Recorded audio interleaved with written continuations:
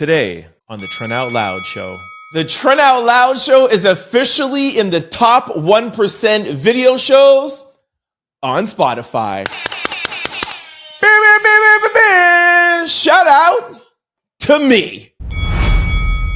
What up? It's Trent Out Loud, and I'm back with another episode. All right, depending on what time zone you're in, it's Wednesday night, but for some of y'all, it's Thursday morning. Y'all are one step closer to the weekend. Wednesday nighters, we're almost there. Hang in. All right, I have a good show set up for you guys today. In breaking news, the TOL show is the top one video show on Spotify. We are going to give you guys our 2025 Wrapped with Spotify. Also, in Behind the Feed and Off the Record, Candace Owens is still profiting off of Charlie Kirk. We are going to give you our take and review on the Candace Owens and Erika Kirk 4.5 hour sit down. In lead stories, Donald Trump will be addressing the nation tonight at 9 p.m. I'm going to predict that this is just a deflection for the Epstein files that are due this Friday. In quick news, we're going to talk Warner Brothers, Young Thug, Mariah the Scientist, Chrisean Rock, Kash Patel. We were wearing our jackets, our winter jackets properly this whole time, and Terence Crawford. In social discussion, we're going to discuss, is love, work, and life supposed to be easy? How long should it take for a man to propose? Do men marry for looks or behavior? And do men prefer respect or love from his woman? As always, we're going to close out the show with questions and comments of the day. Y'all know what time it is. Turn your TVs, radio, your devices up. Come on. We're in the top 1%, y'all. Let's go. I'm about to start this show. Let's go. All right. In our first and only breaking news story, we are going to share with you guys as a way to say thank you. We are going to share our 2025 Wrapped from Spotify. I literally had this sitting in my email for, I don't know, a couple of days or maybe a week or so. And I just clicked on it today and I was like, yo, we're doing pretty good on Spotify. Also, today's comments are going to come from Spotify. And I wanted to share some of our stats with you. We do pretty much skew and more focus on YouTube. And I want to take this opportunity to thank the people over at Spotify and our listeners. You guys have really put us on the map over there. So 2025, this was quite the year for you. We have a 999% increase in our audience from last year. Thank you guys. We also have a 144% increase in our following from last year. Thank you guys. Here is the creme de la creme for me. Your show, the Trent Out Loud Show, is the top 1% of videos on Spotify. Thank you. Thank you. That is amazing. And this is global, by the way. So across the globe for video shows on Spotify, we are in the top 1%. Thank you. That is just credit to you guys. Thank you. They were watched, well, our videos were watched 999% more in 2025 than in 2024. Y'all crushed it. Your listening passport got a real workout. This also too is really, really cool. 78 countries reached out overall. That means that we were watched in 78 different countries.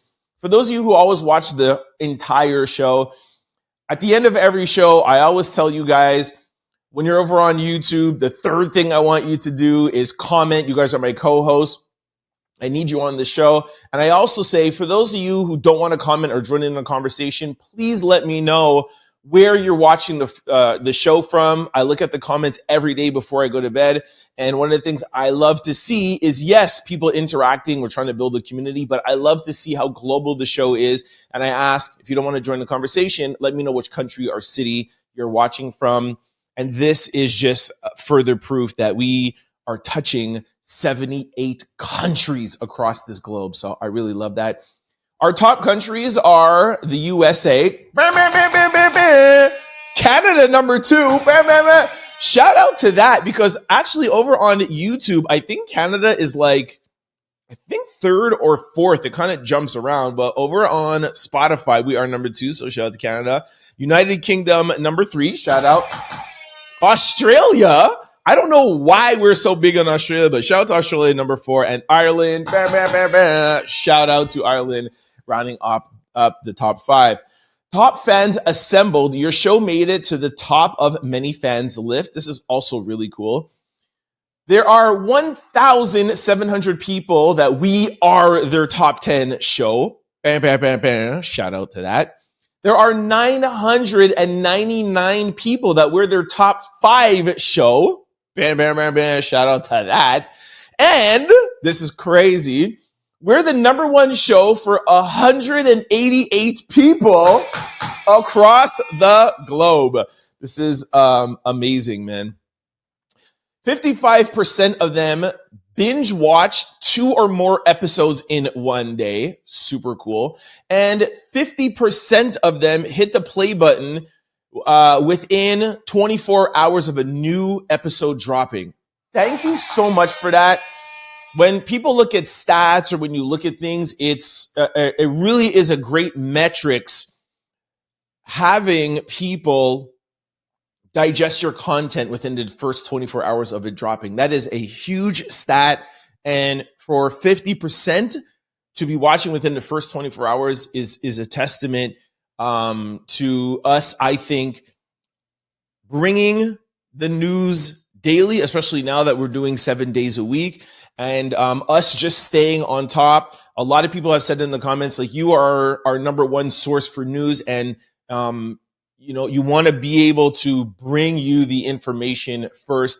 And this is a stat that's showing this to us. So thank you so much for clicking us first before other shows. And here's some awards. We got 3 awards. 2025 Rising Star. This year your show's growth outpaced 98% of other shows. I want to read that again. I messed that up a little.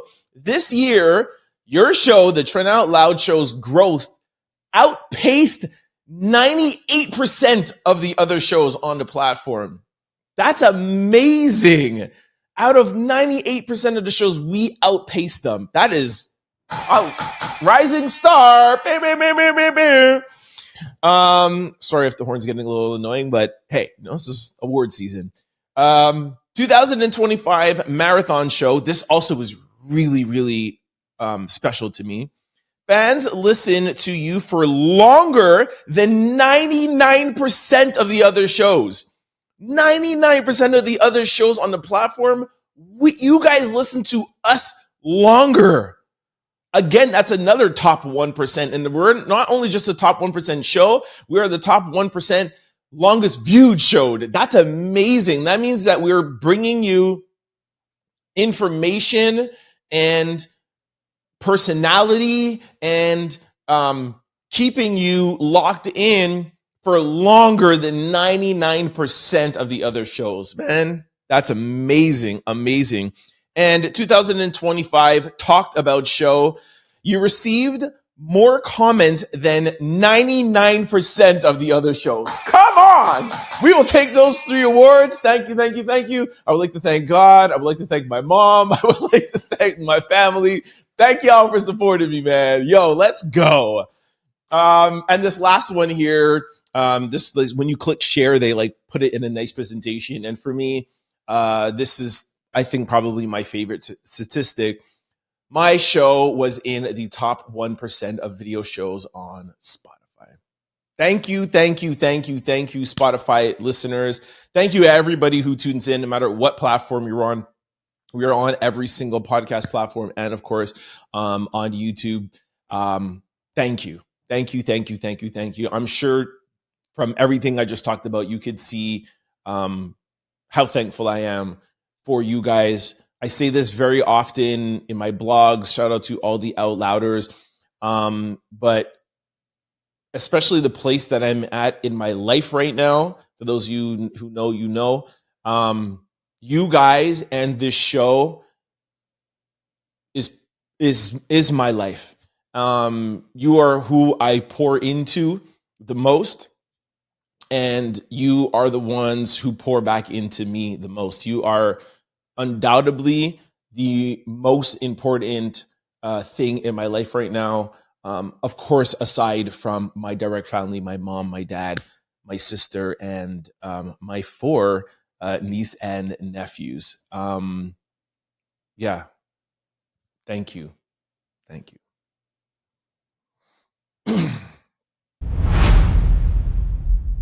All right, in our first story behind the feed and off the record, all right, we are going to give you a quick recap and, more importantly, my take on Candace Owens and Erika Kirk's 4.5-hour conversation that Candace spoke about yesterday for an hour, okay? Here is a caption. Candace Owens reveals details from her marathon 4.5-hour conversation yesterday with Erika Kirk and Turning Point USA leaders.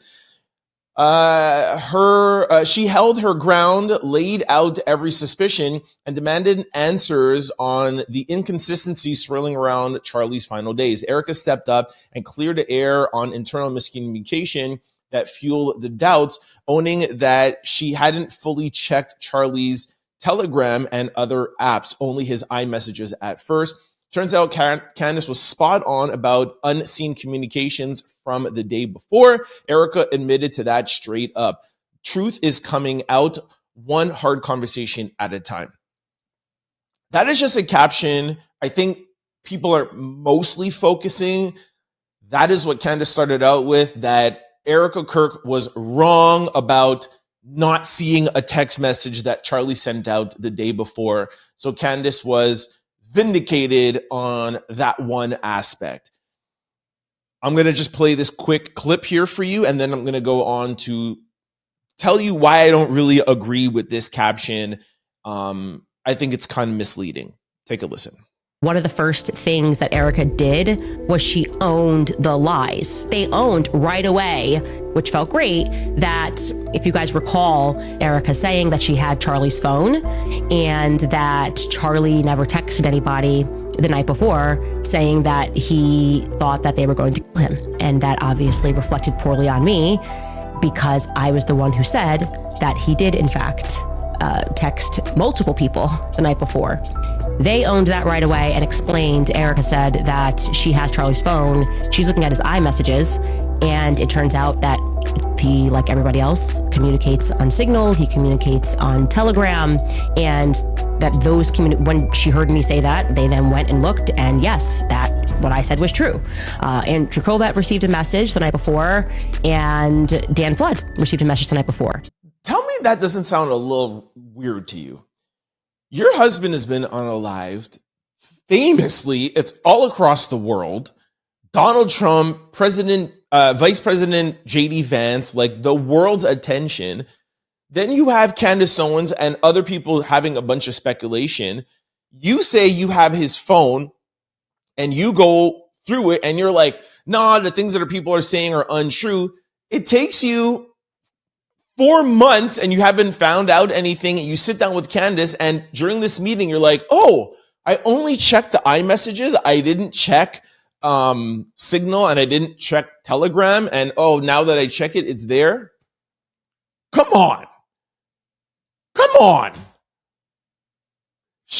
Like I said with this whole phone, why does Erika have the phone and not the FBI? That phone should have been scrubbed and every single thing looked at by literally like 100 different people and overanalyzed, and every single tip and lead out that phone should be exhausted. Like, that doesn't sound weird to y'all? Okay. So that debunks that. Like, something doesn't make sense with that. Let's go on to the rest of the conversation. Not going to go too much in detail. I'm going to kind of stay high level, okay? So one thing she said is that Erika didn't say to stop at first, of course, because she was learning things. Okay, fair. Candace said to Erika and the team, how are you guys so certain that Tyler Robinson is the one who unalived Charlie, do you have some information that we don't know? Do you have him on camera? Is there any evidence that you can say undoubtedly, like, this is the person? Why are you guys so sure? Erika Kirk in every single interview is like, I don't need any speculation. I trust. I know it's Tyler. Point final. To try to make Candace feel more comfortable, they called one of the TPUSA or Erika Kirk's lawyers, okay? So not a prosecutor, the family lawyer or some lawyer that is helping Erika. Very important because a lot of people are getting that misconstrued. So they called the lawyer, and the lawyer told Candace some things to try to make her feel better. And Candace is like, I still don't feel better. I still don't feel convinced. And I feel like you guys shouldn't be convinced. She went on to say, listen, I will be sworn to secrecy. I will not go on my show and tell my audience anything you tell me, but just tell me on my own as Candace, because I'm Charlie's friend, to satisfy me, which is a weird request. If you have information from the FBI, tell me, and I'm not going to tell anybody, but literally I've just been on this platform like every day for the past 3 months telling people things, but you could trust me now? Okay. And who are you to say, yo, you need to convince me, tell me your information now? I feel like that's bold of her. And I understand that she's in a position where she has a lot of ears, but I just feel like that's like a bold statement. Like, tell me this if you know, like, and this is supposed to be your friend, by the way, and this is your friend's wife, but okay. Erika and TPUSA will not have any more information that we, the public, have until May 2026.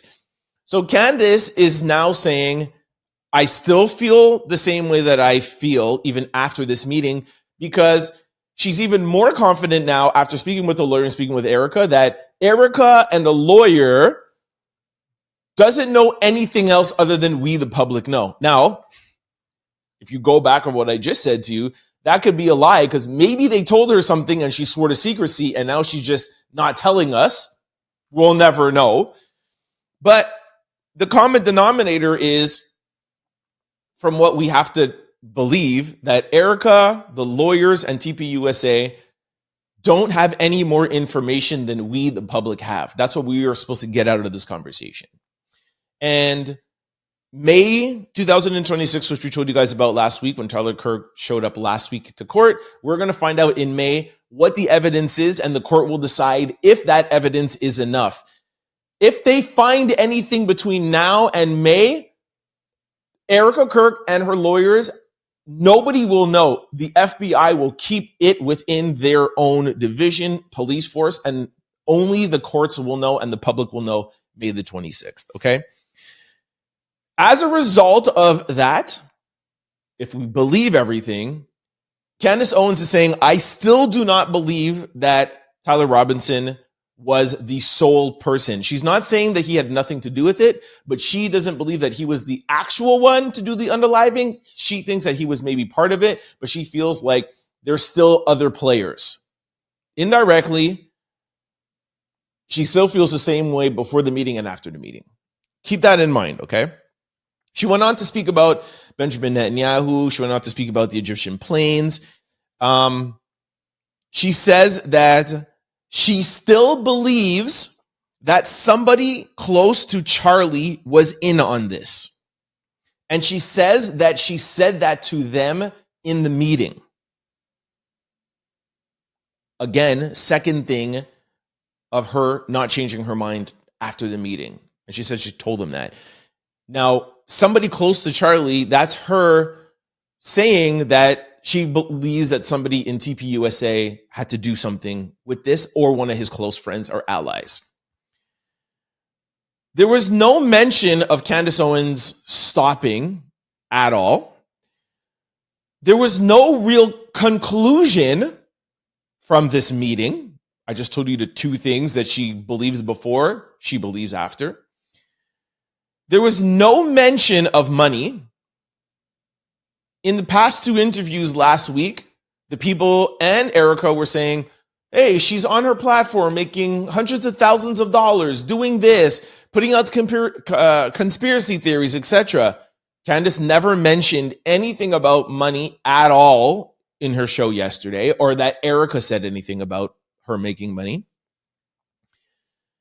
She also, at the same time, talked about people making donations for her to get security, while she knows that this video is going to get millions and millions of views and she's going to make millions of dollars after it. She's talking about taking donations from her viewers because she's scared of her security. She managed to throw that in. And also, no mention of clicks. Again, what everybody is saying is, you are solely doing this for clicks and for money, and you're putting out lies, you're putting out conspiracies, and you're hurting Charlie Kirk, you're hurting his legacy, you're hurting Erika, you're hurting the family, and you're hurting TPUSA. No mention of that. Zero. I would love to hear Erika Kirk's side of things. In Candace's recap, she really didn't let us in to Erika's feelings. Now, maybe Erika is going to do that on her own show or the Charlie Kirk show in the coming days. We don't know. But I would really like to hear Erika's side of things. Candace Owens' show, as I'm recording, and it's been out around 12 hours as I'm recording now, has 4 million views on YouTube. The past episodes in the past 2 weeks are at 2 million. This one's already at 4. We did the diagnostics of Candace's YouTube page, and at the height of the Charlie Kirk situation, 5 to 9 million, before 1 million, and now it's around 2 or 3. This week, getting higher up.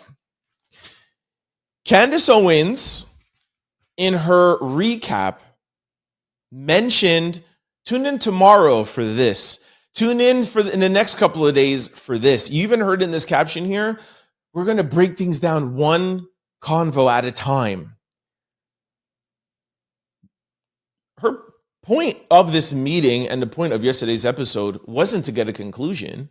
It was to create even more hype around this discussion. Because she could have turned on that camera and spoke for 2 hours or 3 hours. But no, it's tune in tomorrow for more of this, and then tune in for us a week for more of that. And every episode is a different click. It's a different viewership. It's the same people that's going to be coming back.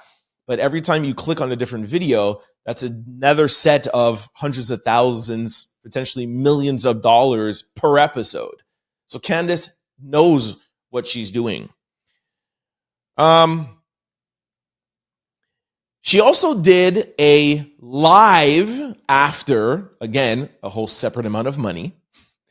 And in her live, while she was answering questions, this was not in a live. Sorry, I'm jumping. This was in the end of the show where she was speaking, where she was reading comments in the chat, still in the same show. Excuse me.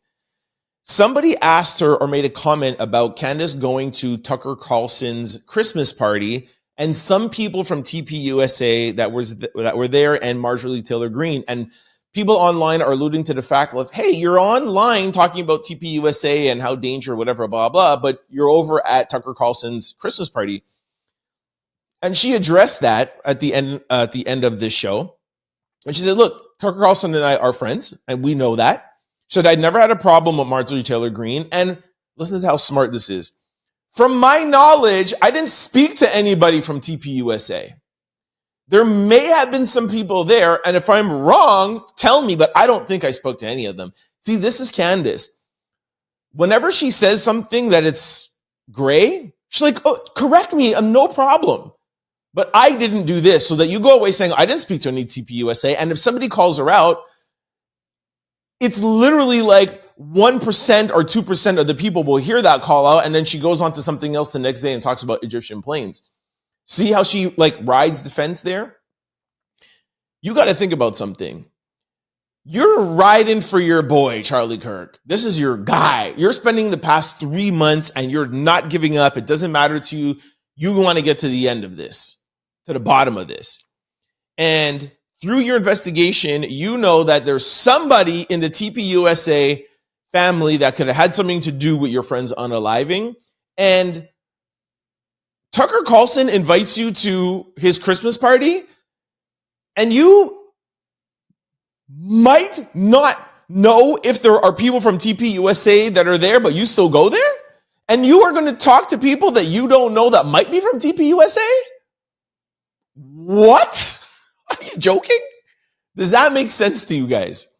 You have such a vendetta against this company. You don't know who it is, but you're going to go to a Christmas party and you're not too sure who is there from there, and you're not too sure if you spoke to anybody from there. Really doesn't make too much sense to me. Now, getting to the live that she did after the show. During her live, and I like to point out that, again, this live is a completely different click. Whenever you click on a video, it's a whole separate amount of money for clicks. Of course, the duration of you watching makes content creators more money, but also the real thing is the click and watching something. So last night, if you watched this episode and then you watched the live, that's Candace Owens double dipping, making $1 million off of this and maybe $500,000 off her live. During that live, somebody asked her, do you trust Erika Kirk? And she said, I don't trust anybody, and that's including Erika Kirk. And Erika Kirk and I have never been really close. We've always just been cordial with each other. Okay. This is my conclusion. And I think you guys can probably know what my conclusion is because I've been pretty much laying out the breadcrumbs as I've been talking about this. Candace Owens, as a result of Charlie Kirk's unaliving, has become the #1 podcast in the world. Was she a name before? 1,000%. Did she have a platform before? 100%. She is making 5x times the money just on YouTube alone. Forget about sponsors, whatever, blah, blah. And she has become the #1 podcast in the world because of this situation. TPUSA has raised $140 million. I would like to repeat.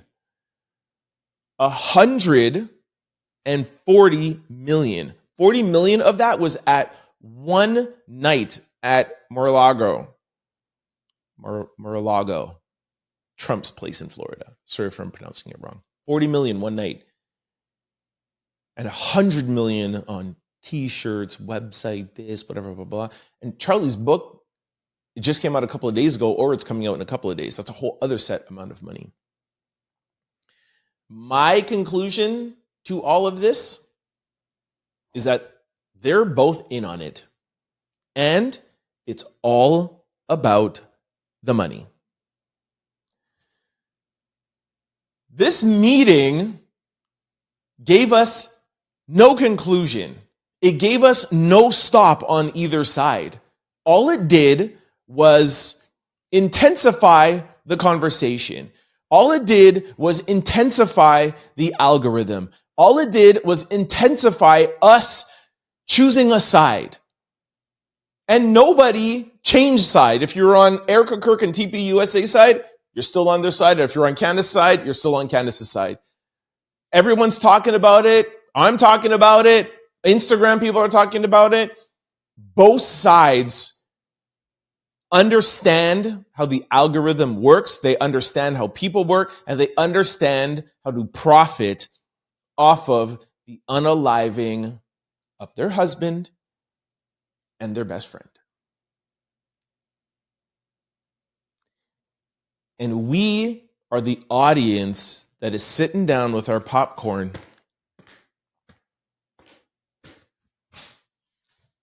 while they are getting richer off of Charlie Kirk's unaliving. That's my recap. Let me know what you guys think in the comment section below. All right, in our first lead story, we're going to cover this very quickly. Donald Trump will be addressing the nation tonight. What's the date today? December the 17th, 9 p.m. Just want to put that out there because I know people will watch at different times or whatever. So this is literally going to come out maybe about 2 hours before he addresses the nation, which is why I want to keep my comments to myself. We will address, no pun intended, to the nation on tomorrow's show, just like how I did a recap here with Candace and Erika. My prediction, and for those of you who watched the show yesterday, we let you guys know, and we reminded you guys, actually is a better word, the Epstein files are due this Friday in their totality. Donald Trump has to come up with something, either put out some of them and say the other half can't come out because we're investigating Bill Clinton and we have to hold back so many things. Either put out nothing and he has to do something by law. It was passed in the Senate, the House, and signed it into law. So he has to do something on Friday. And we told you guys yesterday that look out, because there has to be something that happens that's a larger discussion so that whatever happens on Friday gets washed out in the media. Yesterday, Vanity Fair, the pictures on Vanity Fair, the things that people said, headlines. Donald Trump today will be addressing the nation. By the way, it's not a time. It's not it's in January where it's what is that? I can't remember the State of the Union. I think it's State of the Union January. No. He's just like, hey, tonight I'll be addressing you guys 9 p.m. from the Oval Office. There's going to be something that he says, something that he does. Tomorrow, boom, we're going to be talking about it, something. I'm predicting that this address of the nation is a deflection for the Epstein files on Friday. And like I said to you yesterday, just think about this. Whatever we get on Friday or whatever we don't get on Friday, there's Saturday when all the news stations, everything is off. Saturday, Sunday, and then what happens Monday? Everyone's on vacation for 2 weeks. Of course, there's going to be content creators. There'll be us. There'll be people online or whatever. But the machine, the media machine, the legacy machine is off. This is what all this is about. Maybe even Candace and Erika having their meeting and having this in the algorithm is part of it too, because they're all working together and it all has to do with money and protecting each other and being homies and, whatever we got to do for each other, even if we're hating each other. Let's protect each other and let's protect the money. We'll see what happens tonight. Make sure you come back tomorrow for the recap. All right, this brings us to quick news. Ring my bell. All right, in our first quick story, something we've been following closely, Warner Brothers are projected to reject Paramount's latest offer to buy the company. They see their existing agreement with Netflix as offering greater value, certainty, and terms. Okay, really big. And again, sorry, just like yesterday, geeking out a little bit here as a content creator. These things are very, very, very important. And as for you also, the audience, major shift on how you're going to get your news, your media, how you're going to digest. So I feel this is important for everybody. Now, Paramount made a hostile bid, offering cash, offering this, offering whatever incentives straight to shareholders. And now it looks like Warner's like, no, we're going to go over to Netflix. Yesterday, we told you Netflix made their big announcement where they're absorbing a lot of podcasts, taking a lot of podcasts and shows off of YouTube. They're going to be exclusively on Netflix. By the way, Asterix, The Breakfast Club, who was one of those shows / podcasts that are going to be going over to Netflix, today they spoke about it, but still left some questions. Charlemagne was like, what? I didn't hear about that. What are you talking about? And Lorna Rosa was like, nobody talks to me. And what does that mean? Like, there's some question there. And if you guys remember yesterday and even the day before when Tasha K put out that kind of like speculation that Charlemagne might not be renewing, Char left still a breadcrumb today that there might be a different variation or there's something going on. They announced the Breakfast Club will be over there, but not like the actual details. And they also made a comment about YouTube, because Lauren Lewis was like, oh, like we won't be on YouTube anymore, exclusively on Netflix. And then they were like, oh, are you sure they're going to want this kind of content exclusively just on Netflix? And Charles was like, I don't know what you're talking about. So we'll see. We'll see what that deal looks like, specifically with the Breakfast Club. Now, back to Warner and Paramount. I find it interesting that Warner is looking to say, no, we want less money because we want to go with Netflix because of the value, certainty, and terms. Netflix is looking like it's going to be cleaning up everything. Studios, movies, podcasts. Somebody made a prediction that they're going to be absorbing Spotify soon. It's looking like Netflix is going towards literally being the monopoly to like everything entertainment. If you even look at sports, they have NFL Christmas Day. I think they have something else too with the NFL. They have the live boxing events, Jake Paul, Mike Tyson. And I'm not mad at it at all, because as a content creator, I keep telling you guys about how the future is. The position for me, I even tell you selfishly as a content creator, this is why I work so hard. I'm here every day building. And it's not for today or tomorrow or next week. It's for 4 years from now, 5 years from now, 10 years from now.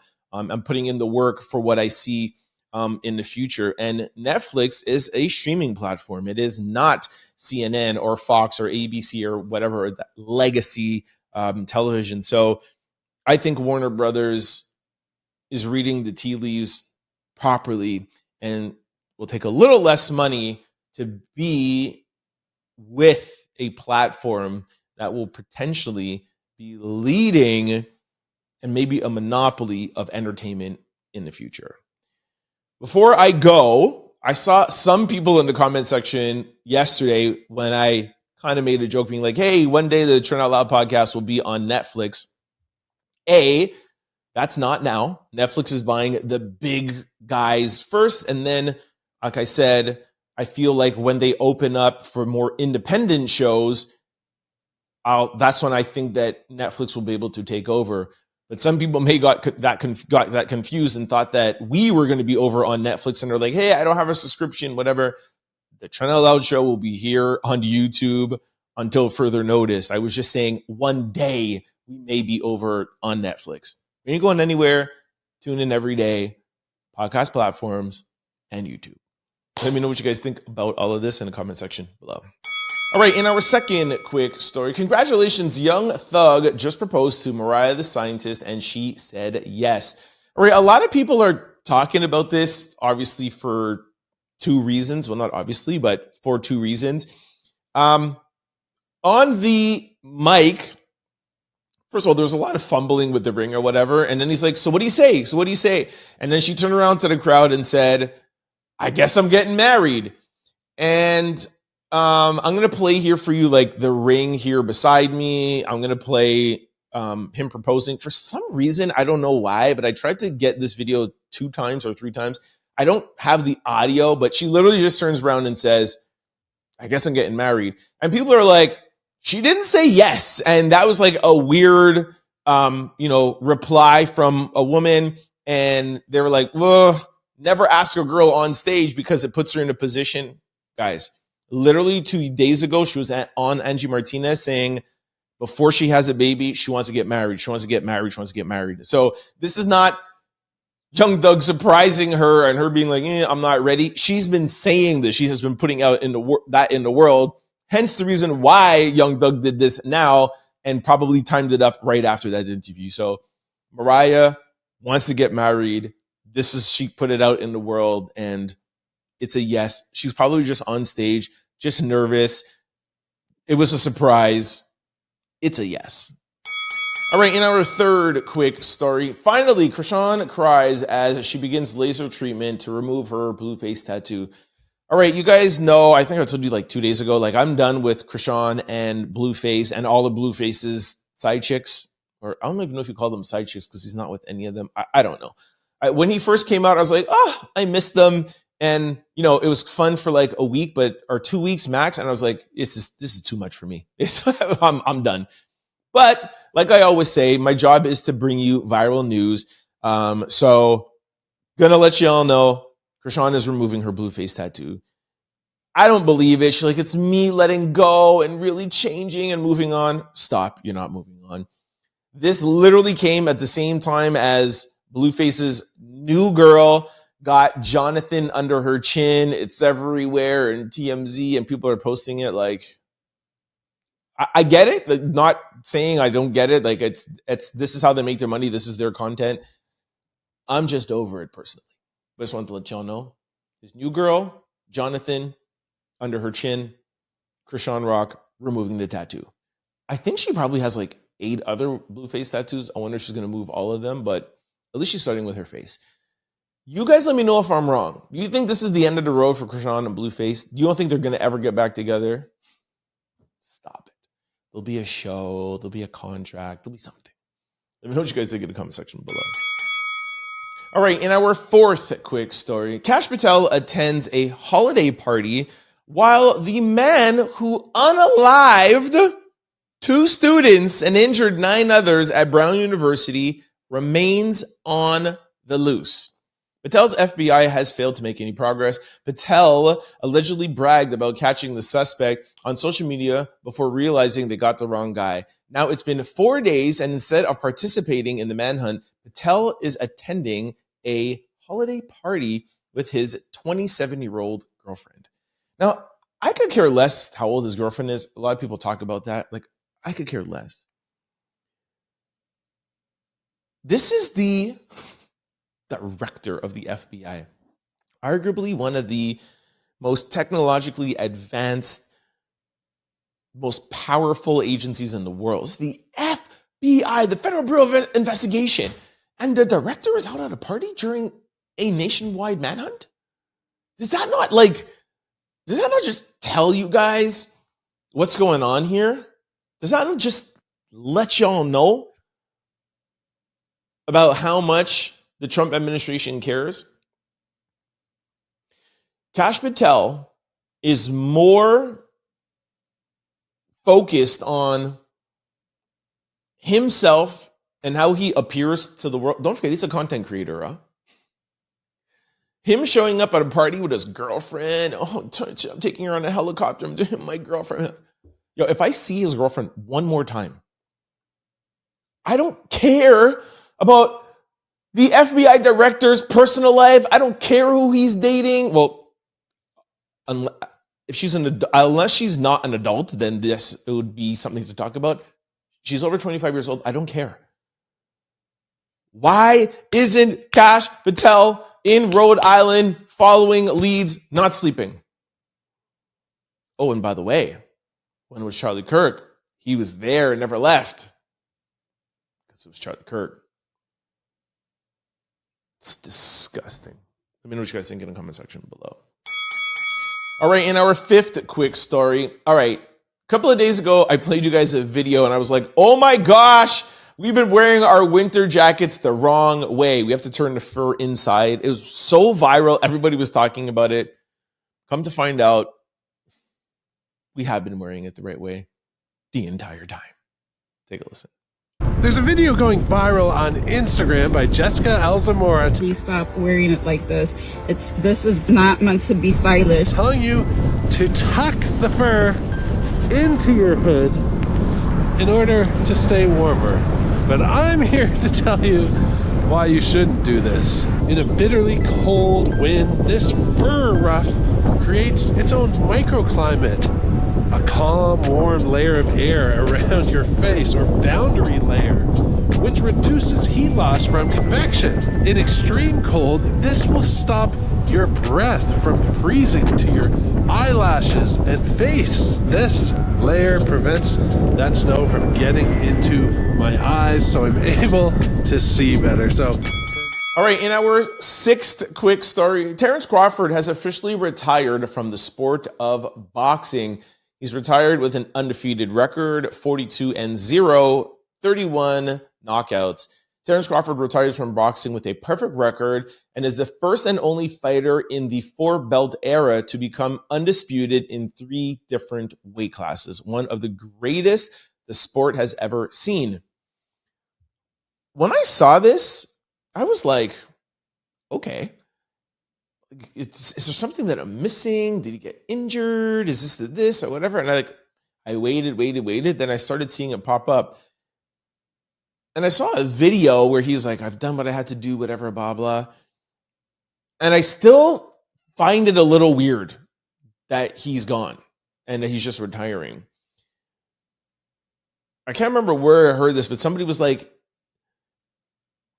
Terence Crawford never got the notoriety, national notoriety, that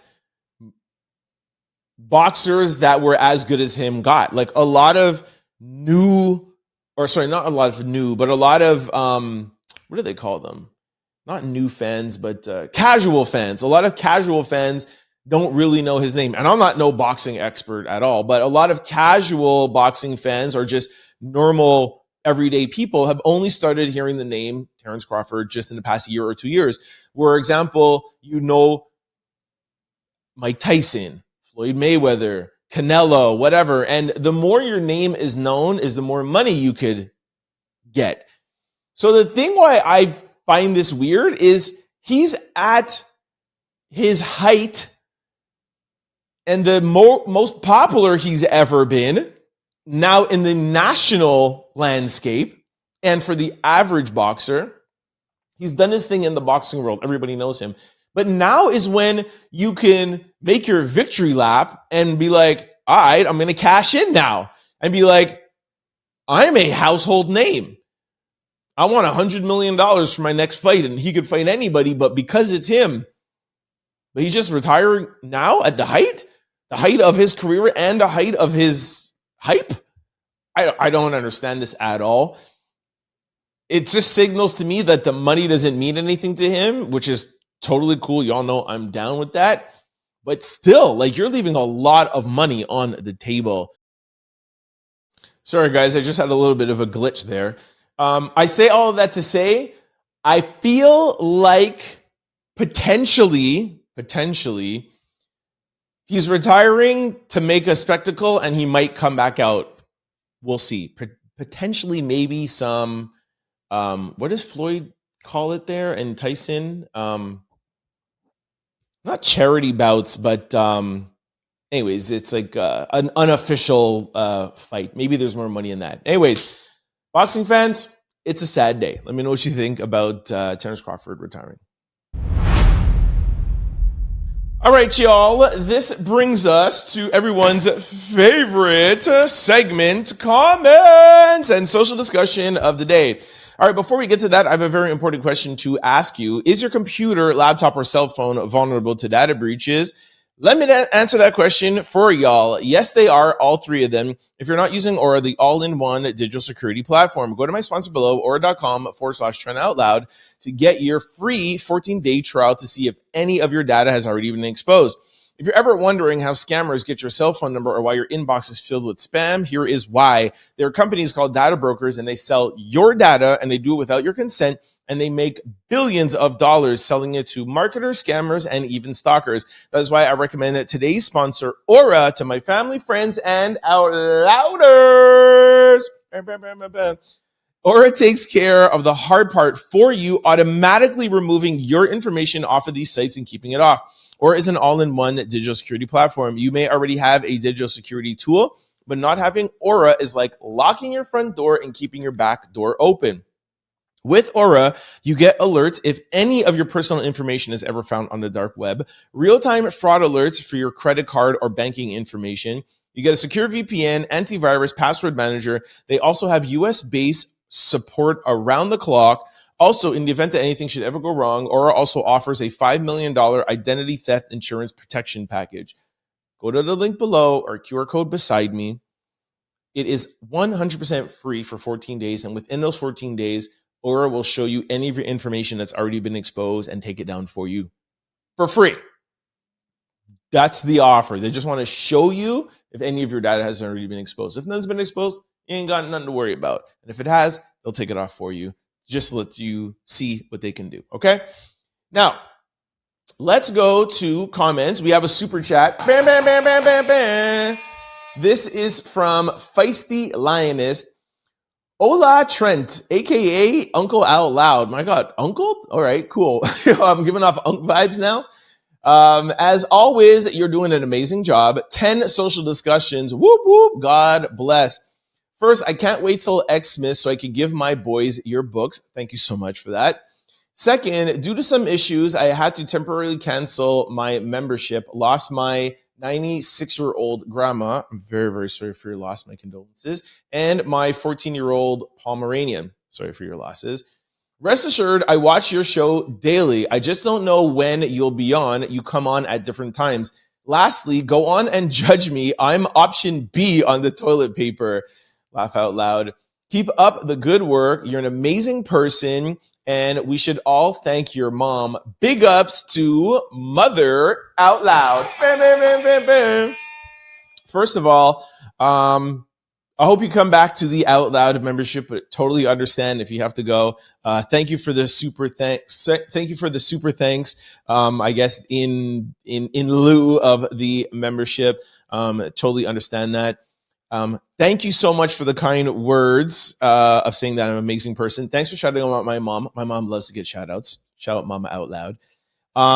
Love that you're still watching every day. Love, love, love to hear that. As you guys know, I am very concentrated on building a community and you know, being able to be your touch point daily. That's why we do a show every day. So I'd love to hear that. Lastly, I am going to judge you on the toilet paper. Now, for those of you who don't know, I think this was a social discussion or question of the day, and it was A, the toilet paper on the outside, or B, flip it around and it comes from underneath. And I cannot fathom who would ever want it to come this way. It's supposed to be on the outside. If you go to a hotel, it's on the outside. There's a little stop sometimes, it's folded. I'm going to judge you if I go to your house and your toilet paper is backwards. Anyways, Feisty Linus, thank you so much for your comment. Really, really appreciate that. Okay, now today's comment of the day, normally we go over on YouTube and we scroll and randomly pick. Because we are highlighting Spotify listeners, I got 3 comments today from Spotify. First one is from Sammy. Victoria, Australia, love your show. Bam, bam, bam, bam, bam. Thank you for that comment. These show up a little bit smaller, so hopefully you guys can see this. But Lori Joseph says, here, 12/12/25, listening. I started listening to you 2 months ago, about episode 500 or something. I stopped there and started from episode 1. Keep doing what you do. Let's go. Love that. Thank you so much for the support. More importantly, thank you for going all the way back to episode 1. Different formats at that time. I was interviewing people, then I did a weekly wrap up, then just kind of back and forth, and it's morphed into this. So thank you very much for taking that journey with us. And that savvy lady says, listening at work, I didn't finish watching on the tube last night. I listened to my news updates, then I save you for last. I love that you have a channel here on Spotify. Love that. Bam, bam, bam. Leave me for last. Leave me for the beginning. Leave me for wherever you leave me, as long as you're digesting the show, makes me feel good. So thank you very much for that. And thank you for all the super thanks and for the comments. Now, for those of you who are looking to give super thanks on YouTube, want to let you know how to do it. This comes as a result of a lot of people asking us, hey, do you have PayPal? Do you have Venmo? You work so hard. We want to give back and support the show. The best way for us to get your support will be the thanks button. It's at the bottom of every single video. You click on it, you'll get a little dial, and you could decide whatever monetary value you want to give. What I love about the super thanks is that you can replace the thanks comment with whatever comment you would like. And it gives me a notification. It's like sending me a text message. I'll heart it. I'll like it right away. And I'll reply to you. And I'll read it out the next day on the show if you would like. Here's YouTube explaining it better than I can. Buy a super thanks by clicking the thanks button under your video. There are multiple price points a viewer can purchase that each have their own special one-time animation. As an added bonus, viewers will get to post a distinct, colorful comment in your video's comment section. All right. Also, before we move on to social discussion, I would like to remind you guys to sign up today for the Out Loud membership. First link below, or you'll see a join button above me. With the Out Loud membership, you'll get loyalty badges, emojis, member-only live stream, member-only videos, early access to new videos, and member shoutouts. Also, too, you will get access to my vlogs, which is fun, really behind the scenes. Get to know me a little bit more personally. Also, when you get to the membership window, you'll see different levels. You'll see Out Loud, Proud, Family, MVP. That also too was a result of people saying, hey, we would like to give back more. I watch every day. I want to give more. So we kind of put like a tip menu.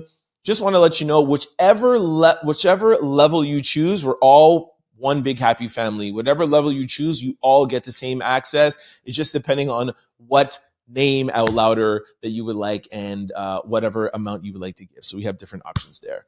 Okay. As you know, we are trying to expand social discussion. We saw a feisty line to say, hey, 10. Today we don't have 10. We only have 4, but still looking in the comment section to see what you guys think of this new expansion. Okay. So feel free to let me know. So the first one is life, love, and work supposed to be easy? Take a listen. People are getting married and they think it's going to be easy. I remember years ago, I went to my therapist. When I was complaining about life, he looked at me and said, Ken, you know what your problem is? He says, you just want things to be easy and you want to be happy. And unfortunately, people who want things to be easy, they overdrink and they overeat because they've made their happiness an idol. The Bible never tells us that we're going to have an easy life. Matter of fact, it says the opposite. Jesus says, as long as you're in this world, you'll have trouble, but be of good cheer, I've overcome the world. And so what he says is that even if you have hard days and hard things, you can still have joy in hard situations. Stop trying to make the hard go away. And I feel like we live in a day and time that if it gets hard, we're ready to run. And I tell people all the time, it doesn't matter what you're doing in life. If it's worth anything, it's going to be hard. You say, I'm about to get married. Okay, that's going to be hard. It's going to be good at times, but it's also going to be hard. This reminds me of one of my favorite books, The Happiness Trap. And this book was recommended to me by my therapist.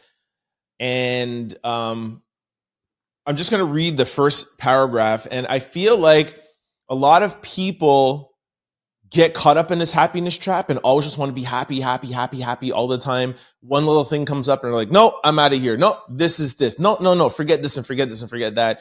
And one of my favorite quotes is from Kobe Bryant. You guys heard me say this a bunch of times. It's not about the destination. It's always about the journey.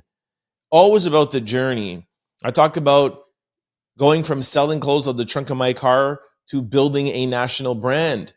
A lot of people can't get past the trunk because it's hard.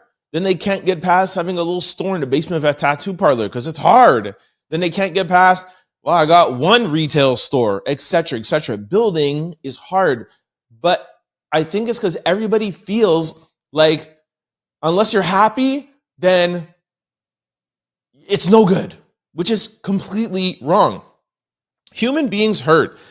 In our short time on this planet, you'll have many moments of marvel, wonder, and joy, but also many of anguish, dread, and despair. You'll know the heights of love, connection, and friendship, but also the lows of loneliness, rejection, and loss. I just want to stop there because y'all know I like to talk about love and relationships and stuff. It's not always going to be amazing. single is not always going to be amazing. Relationship is always not going to be amazing. So sometimes we're like, if I'm in a situation with somebody and it's amazing, I literally take the time out and I'm like, I just want to like be thankful for this moment, because I know in a week from now, it might not be this happy moment, and it might be a depressing moment, or it might be a fearful moment, or something bad will happen. But I just want to just remember this moment. And not because I'm a negative person or there's anything bad, but I've learned through therapy that when you get caught up in this happiness trap, it's not healthy for you. And you have to understand that there's always going to be ups and downs. And you guys have heard me say this before. You actually learn more about yourself, your business if it's going bad, a relationship is going bad, a friendship is going bad. It's in those hard times where you get things out. And then when you get to the other side, that relationship is stronger. That bond with your friend is stronger. That bond with that girl is stronger. That bond with your business is stronger. So I actually have learned to find the happiness in the bad times more than the happiness in the happy times. And that's hard to do. And it took me a while to get there. Want to reiterate that. Happy times, I'm like, okay, thank you, happy time. Grateful. I know there'll be some bad times. The bad times come and I'm like, thank you so much. I know there's something to learn here. And I know that now the next happy is going to be even higher. We'll experience the delights of success, victory, and achievement, but also the misery of failure, defeat, and disappointment. If you notice here, the author is giving you 3 and 3. The goal is balance. And that's all therapy is, and that's all mental health is, and that's all what life is. That's it. That's what I love so much about therapy. People think, oh, you're sitting down and crying on the couch. It's not, especially the therapy that I do, cognitive behavior therapy. It's training. The same way how you'll train in the gym to lose weight, the same way how you'll understand about dieting or whatever. Cognitive behavior therapy is about understanding your mind, understanding how it works, and how to control and navigate your mind and finding balance. Depression just means that you're 2 down here. A manic episode means you're 2 up here. And all the other inflections that can happen, it's how to find out how to get here. And when you're here, okay, know to bring it down here. And when you're here, to bring it down there. So I think this is really, really important. Anybody who is interested, I would really suggest picking up this book. This is the new edition of it. There's an old one. I think it was like 17 years ago. This is a second edition with 50% new material. Good read. Do not get caught up in the happiness trap. All right, second social discussion. How long should it take for a man to propose? Take a listen. I don't feel like I need to date you 5-10 years. I'm like, that's like my husband. No, you're not gonna catch me like that. I'd feel like, are we doing this or not? Because by year 3, I'm looking at it like, oh, okay, we just gonna keep dancing this dance. What else you need to know about me? So the year 3, would be, is that your? That's my make or break year. We not doing this. We not doing it. What else you need to know at this point? You know my family. You know my habits. What else? What is still like? I'm not sure if she's the one. Year 3. You gonna tell me year 4 is gonna be different? All right. So I don't like putting time limits on things, especially with love. I feel like it's an emotion. I feel like it's a feeling. So 3 years, 2 years, whatever. You've heard of stories where it's 6 months and they're literally people are still together and they're happily ever after. But I want to really put this out to the ladies. A man knows if he wants to be with you long term or not a lot quicker than they let up. A man knows pretty much, I would say, within the first couple of weeks. Women, I feel like, y'all know how I feel about with women intuition, but let's not even go there. Let's just focus on the men because I want to give this advice to women. So a man will know, but like she's saying here, you come to the conclusion But then you need time to verify or solidify your thoughts, right? Because when you meet somebody, you're not meeting the real person, you're meeting their representative. So I'm this, I'm like that, so like, okay. So you got my attention, and then time will tell, right? And it's up to that person, how honest and how open and how this or whatever. Sometimes it takes longer than others. Some people are more open than others. Some people are busy and don't have time or whatever. But I say all of this to say,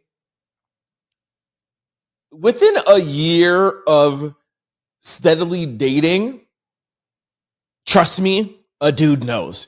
And after that, if he's like, nah, you could leave. If you're the person who are like, yo, I want to get married, 3 years, it's even too long, just in my opinion. A man will know. Let me know what you guys think in the comment section below. All right, our third social discussion. Do men marry for looks or behavior? I don't know. I don't like the word behavior. I don't know why he's saying that, but let's just put that word aside. And more he's talking about like who you are. I just don't like behavior. It sounds a little like condescending, Anyways, take a listen. Men don't marry looks. We have sweet looks. Men marry behavior. Your behavior determines whether you get the ring or not the looks. Halle Berry is beautiful. Kim Kardashian is beautiful to a lot of people. We marry behavior. So if you are not even proficient at the things that are intrinsically important to a man, you can't be high value. You being soft is. You anticipating what we need and providing that without us having to prompt you or ask you, that's important. Again, this is like yesterday. This is a cultural thing. You see how this black man is speaking in an African, West Indian, Afrocentric culture. I find most of us, 98%, 99% of us, it's like, okay, your looks, that's great. Of course you want to be attracted, but it's really about who you are and what you're bringing. Again, I don't like the word behavior, but like, who are you and what are you bringing? Like, I know what I'm bringing.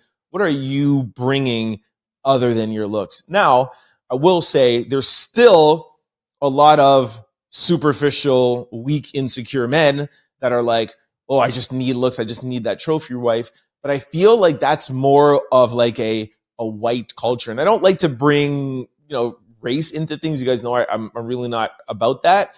But I feel like, let's not even say white. I feel like it's like a North American kind of stature thing. And to go even further, I actually think that's also like an older generation. I feel like that's like a 90s, 2000 thing. I think like the new 20-year-old that are coming up, they're not like, oh, trophy wife, because people are a lot more serious and intentional. And I think the days of looks will stay in the social media world, and it will just stay very superficial, right? Where it's like, I just want to date. I'm just looking for a night. Of course, you don't care about the person and who they are or what they're bringing, because you just care about their looks. So it's every culture is up here with that. Every culture is, if it's for fun, it's solely about looks, but especially in a black culture, when you're looking for a wife, it's really about what you're bringing to the table, who you are, what kind of person you are. And just, I feel like all cultures in the younger generation, that is a very North American, older mentality of trophy wife. Like, I don't understand the trophy wife thing. I'll never be able to wrap my head around it. Like, how could you marry somebody because you like the way they look? Like, how weak can you be? I'll never be able to compute. Anyways, let me know what you guys think in the comment section below. All right, in our fourth social discussion, do men prefer respect or love from their women? Okay, this one got me really upset. Listen. Hey, babe. All right, say what you just said to me. I said that men care more about respect than we do love. Period. Like, that's simple. I don't know why that's such a big deal. There is nothing more important to a man than being respected by the woman he loves. Nothing. Love and all the other stuff that a lot of people talk about the principal feeling that a man needs from his woman is respect. Because if a man is with a woman who respects him, everything else is going to fall into line. How she treats him, how she speaks to him, her tone, what she acts like when he ain't there. You understand? The woman who doesn't like give a listening ear to an interested man, to another interested man, is a woman of character and a woman who respects who she's with. Men could care less about love more so than how we value respect. Now, you're going to have your anomalies, you're going to have your sword boys out there saying, I disagree. But the men out there, they know that. I'll give you anything you want. And one of the reasons why is because one thing that I never doubt about you is how you respect me, because of how you treat me, how you talk to me, your tone, your desire for me to be happy. All of that doesn't tie into love.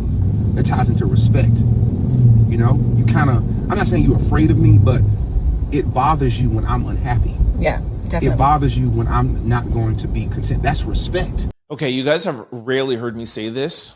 This guy's an idiot. I hate this type of man.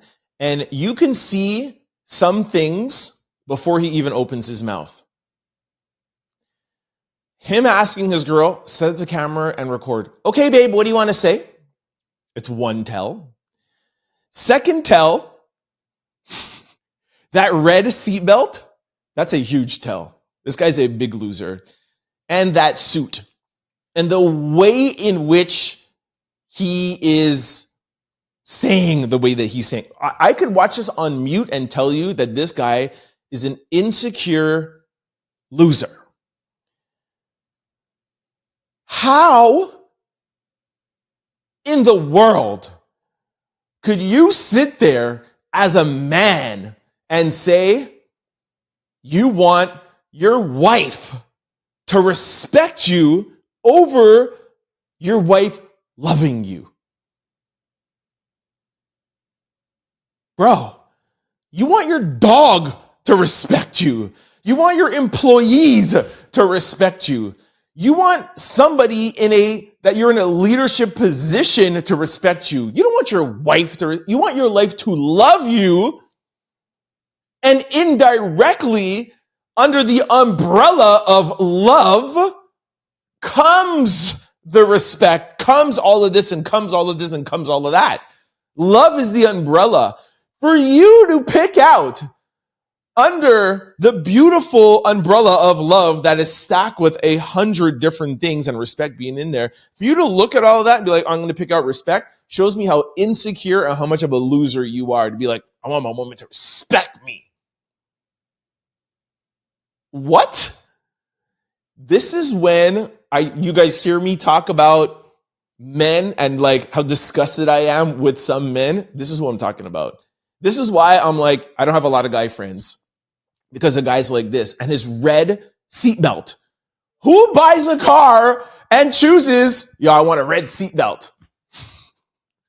Yo, I got something to say. I want to go on Instagram. I want to be an influencer.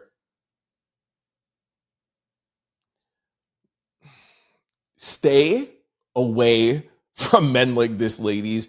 On mute, you could tell that this guy is so insecure, so small-minded, and just a big L word, a big loser. Big. It just made me so upset. Anyways, let me know what you think about Red Seatbelt Guy in the comment section below. All right, this brings us to question of the day. What is the worst pain you have ever felt? All right, first person says heartbreak, and I have been powed 6 times. The betrayal was worse. Ouch. Damn. Heartbreak is worse? Well, yeah, I could see that because anything physical you can get over, like heartbreak and betrayal, that last forever. But my friend, you can go to therapy and it will help you. I could tell that you're still in pain. Go to therapy. Cognitive behavior therapy. Somebody said physical pain, getting my wisdom teeth taken out. Another person said meeting my twin soul right after my dad was no longer here. Grieving somebody while they're still alive. Grieving somebody while they're still alive. It's pretty deep. Somebody said losing my dad. Somebody said such a sad comment section, sending hugs and condolences to everybody. Facts. Somebody said heartbreak. 3 seconds. Okay, no, I'm not going to do that. No. No. Jeez, guys. What's going on here? Sorry. Somebody said contractions. A lot of heartbreak. They're just repeating the same thing. Everything. A lot of things. There's loss. Delivering my son. All right. Waking up and realizing. Okay, no. All right. I think I'm gonna have to depend on you guys. There is birth, heartbreak, and people losing people. That's it. All right. I'm relying. Oh, somebody said a pinched nerve. Okay. I'm relying on you guys. Oh, divorce. Here's one. Kind of more thinking less life things, but I'm depending on y'all. Let me know in the comment section. What's the worst pain you have ever felt? What's the worst pain I ever felt? I don't know. I haven't had like operations or I think being spraining my ankle playing basketball is probably my worst. I don't know. I haven't had a lot of like painful situations. Like I said, I haven't really like broken bones or had surgeries or anything, or even really heartbreak to say or betrayal that I know of. I always like to put that out there because like, how do you know? But that I found out, no. I guess maybe that's why it's hard. I'm relying on you guys. I don't even have an answer to my own question. What's the worst pain you ever felt? Well, I'm going to say mine. It was my ankle because that hurt. Let me know in the comment section below. All right, y'all. That is it for today. Thank you so much for kicking with me. Before I let you go, just want to remind you of 3 things. For those who are looking to give back, please use that thanks button at the bottom of every single video. Also, do not forget to sign up to the Out Loud membership, first link below, or you'll see a join button above me. Also, give back to yourself and protect yourself while you're surfing online with the second link below, QR code beside me. Did I say that already? Anyways, QR code beside me. It's free for 14 days to see if any of your data has already been exposed. It can clean it up for you for free. Also, before I let you guys go, just want to remind you of all the ways to keep up with the Trent Out Loud show. For those of you who like to listen, head on over to any podcast platform and type in Trent Out Loud. The show will pop up. Do not forget to hit the follow and subscribe button. Also, for those of you who would like to watch, like me, watch shows like this, head on over to YouTube, and I got to put it in there, especially for today. Also, head on over to Spotify, top 1%. But yeah, head on over to YouTube, type in Trent Out Loud. Show will pop up. Do not forget to do 6 things over on YouTube. Do not forget to hit that subscribe and like button, get the algorithming. Do not forget, please try to comment. You guys are my co-hosts. I do the show with you. I really need you guys. For those of you who do not want to or feel uncomfortable joining in on a conversation, I don't want you to feel pressured. One of the things you can do, like I said earlier, is comment and let me know where you are watching the show from. We're in 78 different countries. I want to see some countries out there. I look at all the comments every night before I go to bed. And one of the things I love to see is the country or city you are watching from, right? So let me know. Fourth of all, if you are really enjoying the show, please try to share it with your family, friends, and loved ones. It helps in growing the channel. And we are here every day working really hard for you guys to help grow this channel and this community. So sharing the platform helps. Thank you. 5th, sign up for the Out Loud membership. And 6th, do not forget the thanks button below. For those of you who want to follow me outside of the show, I'm available on all social platforms. It's always the same handle, Trent Out Loud. I'm the most active on Instagram. And speaking of Instagram, please do not forget to follow us at the Trent Out Loud Show on the gram. I hope we are able to make your night a little bit more enjoyable, your morning, your workout, your drive, your get ready, however it is that you digest this show. I hope we were able to make it a little bit easier or a little bit more fun. I'll see y'all tomorrow around the same time, same place. Peace. Don't forget to like, comment, and subscribe. It's your boy, Trent Out Loud. Peace!